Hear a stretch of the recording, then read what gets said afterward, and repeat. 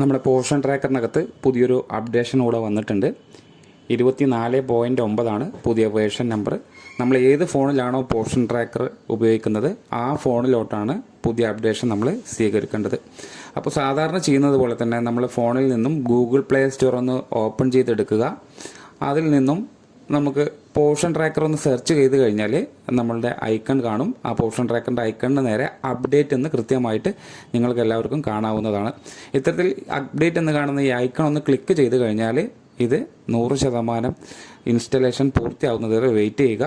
അതിനുശേഷം നമ്മുടെ ആപ്ലിക്കേഷനകത്ത് ഈ അപ്ഡേഷൻ വന്നു എന്ന് ഉറപ്പാക്കുന്നതിന് നിങ്ങളൊന്ന് ലോഗ് ഔട്ട് ചെയ്ത് ലോഗിൻ ചെയ്ത് ഒന്ന് പോർഷൻ ട്രാക്കർ ഉപയോഗിക്കുക.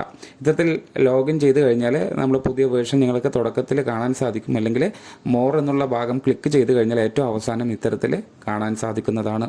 അപ്പോൾ ഇതിൽ വന്നിട്ടുള്ള മാറ്റം എന്തൊക്കെയാണ് എന്നുള്ളത് ടീച്ചർമാർ അറിഞ്ഞിരിക്കണം. അതായത് പോർഷൻ ട്രാക്കറിലേക്ക് എന്തെങ്കിലുമൊക്കെ ഒരു മാറ്റം കൊണ്ടുവരുന്ന സമയം ഓരോ അപ്ഡേഷനിലെ നമ്പറുകൾ മാറി വരാറുണ്ട്. അങ്ങനെ ഒന്നിൽ നിന്ന് തുടങ്ങിയ അപ്ഡേഷൻ നമ്പറാണ് നമ്മളിപ്പോൾ 24.9 എത്തിയിട്ടുള്ളത്. അപ്പോൾ ഈ സാഹചര്യത്തിൽ നമ്മൾക്ക് 24.9 വന്നിട്ടുള്ള പ്രധാനപ്പെട്ട മാറ്റങ്ങളെ നമുക്കൊന്ന് പരിചയപ്പെടണം. ഇതിൽ പ്രധാനമായി എടുത്തു പറയാനൊന്നുമില്ല. കുറച്ച് ആപ്ലിക്കേഷനിലെ ഇഷ്യൂസൊക്കെയാണ്, അതെല്ലാം ക്ലിയർ ചെയ്തിട്ടുണ്ട് എന്നുള്ളതാണ് ഈ അപ്ഡേഷൻ വന്നിട്ടുള്ള മാറ്റം എന്ന് പറയുന്നത്. അതിൽ ആദ്യത്തെ പറയുന്നത് update beneficiary screen is updated എന്നാണ്. അതായത് നമുക്കറിയാം, ഒരു ബെനിഫിഷ്യറിയുടെ പ്രൊഫൈൽ കാർഡിൽ എന്തെങ്കിലും തിരുത്തലുകൾ ആവശ്യമായിട്ട് വരുന്ന സമയം നമ്മളെല്ലാം 3 ഡോട്ട് ക്ലിക്ക് ചെയ്ത് ആ അപ്ഡേറ്റ് പ്രൊഫൈലിലേക്ക് കയറുന്നുണ്ട്. അപ്പോൾ ആ ഭാഗത്ത് കുറേയധികം മാറ്റങ്ങൾ കൊണ്ടുവന്നിട്ടുണ്ട് എന്നുള്ളതാണ്. എനിക്കിത് കൃത്യമായിട്ട് ഇത് നോക്കുമ്പോൾ ഒരു മാറ്റം തോന്നുന്നില്ല. ഇനി എന്തെങ്കിലും മാറ്റങ്ങൾ കാണുന്ന ടീച്ചേഴ്സ് ഉണ്ടെങ്കിൽ കമൻറ്റ് ബട്ടണിലൊന്ന് ആ കാര്യം ഒന്ന് നിങ്ങളൊന്ന് അറിയിക്കുകയാണെങ്കിൽ മറ്റുള്ളവർക്കൊക്കെ അത് ഉപകാരപ്പെടും. രണ്ടാമതെന്ന് പറയുന്നത് fixed Meri Pehchaan screen delays during EKYC ആണ്. അതായത് നമ്മൾ EKYC ചെയ്യാൻ നേരം ആധാറിൻ്റെ സൈറ്റിലോട്ടാണ് പോവുക.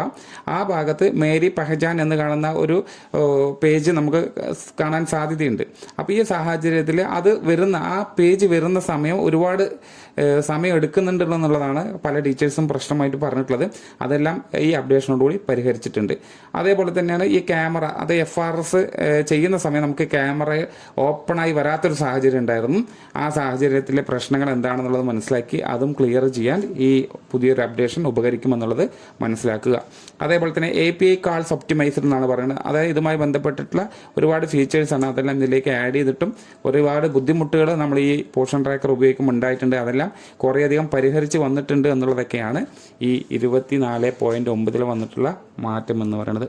അപ്പോൾ എന്തൊക്കെ തന്നെയാണെങ്കിലും വളരെയധികം എടുത്തു പറയാവുന്ന മാറ്റങ്ങളോ അല്ലെങ്കിൽ പുതിയ പുതിയ കാര്യങ്ങളൊന്നും വന്നിട്ടില്ല ഈ അപ്ഡേഷനിൽ. എന്നിരുന്നാലും കുറേയധികം പ്രശ്നങ്ങൾ നമ്മൾ ഫേസ് ചെയ്യാറുണ്ട് FRSും EKYC ചെയ്യുന്നതിലും മറ്റുള്ള സമയങ്ങളിലൊക്കെ.